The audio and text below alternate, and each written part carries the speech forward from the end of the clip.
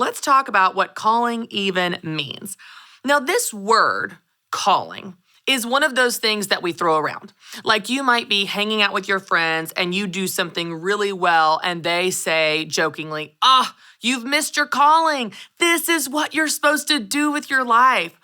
Or maybe you're in a job that you hate and you're thinking, I just want to find my calling. I don't know what it is, but I know it's not this. See, we throw this word around, but almost always we use it by one particular definition: your profession, what you do for work. Now, I did some research on this word calling in preparation for today's episode, and I identified that there are actually two definitions of the word calling. The first definition is what we're talking about right now, your vocation, your profession. This is what you've chosen to do for work in your life. But there's also a second definition of calling. And this definition is a strong inner impulse to a particular course of action, especially when accompanied by an influence of divine direction. Now, you and I, as believers, might say that is the conviction and the calling of God. Now, often we talk about calling in relation to our work and only our work. But here's the problem with this. Number one, it's overwhelming. Like, what is my one calling I've been put on this earth to do? What if I miss it? What if I don't figure it out until it's too late? What if I've missed the education that I need to do the calling I'm supposed to do? This feels really overwhelming. It's also singular when we use it in this way. Like there is one calling, one profession, one vocation. Feels really big. Like, oh my gosh, it's this one big idea, my one purpose on this earth. It also feels permanent because it's just one thing. It lasts forever. And this is my calling. And I better figure out what it is if I'm going to be in my calling. See, when we use calling only in relation to your profession and your vocation, it feels intimidating, overwhelming, because it's singular, it's big, and it's permanent. But what if we stopped focusing on that first definition of calling? And instead of always thinking about calling as our profession or where and how we work, instead we looked at the second definition, which I believe as a believer is the only one that really matters. And that is the calling from God. Now let's unpack this for just a second in a practical way. Where the first definition in relation to your profession is singular and permanent and big, the second definition as a calling from God can be the opposite. It can be seasonal. You have a calling to volunteer for this ministry for a season, and then you are called out of it. It can be temporary in that way. It also can be something where it's big things or small things. You are called to do something huge and amazing and profound, or you're called to just bring dinner to your neighbors.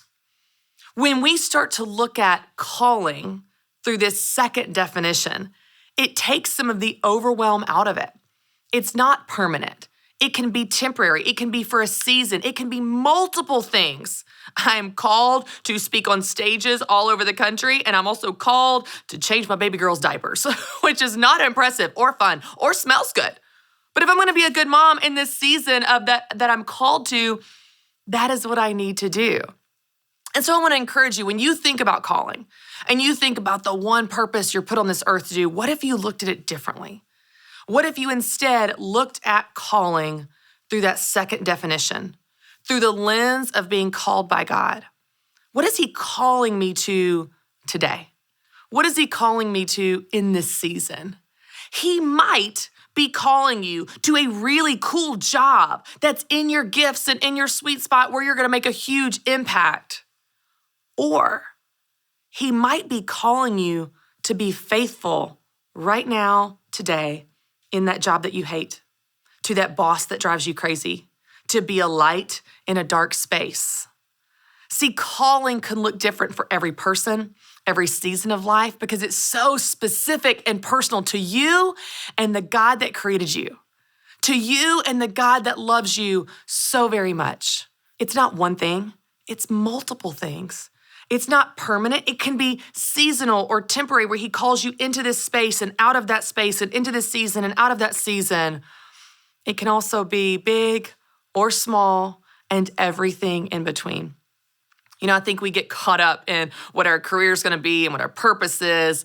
But I think if we look at scripture, we can boil it down to something really simple. Simple to understand, maybe difficult to do. At the end of the day, if you're a believer, you are really called to become like Jesus. And I know that sounds simple, and I know it can feel like, oh yeah, I've heard that before. But rather than getting overwhelmed with what your career path's going to be, what if we focused on that second definition? We just said, God, what are you calling me to today? What are you calling me to in this season? What are you calling me to in terms of the course of action and how to show up and be Jesus to my family, to my work, to my neighborhood, to this world? I think that's one of those things that is not only easier to lean into and understand as you seek God's will for your life, but it's also a whole lot more exciting than one career path that you've been put on this earth to do. If you find the career you love, that's awesome. But if you're feeling overwhelmed that maybe you've missed your calling, guess what? You haven't. Because God is calling you to become more like Jesus. And that is something that we are all working on every day and every season of our lives.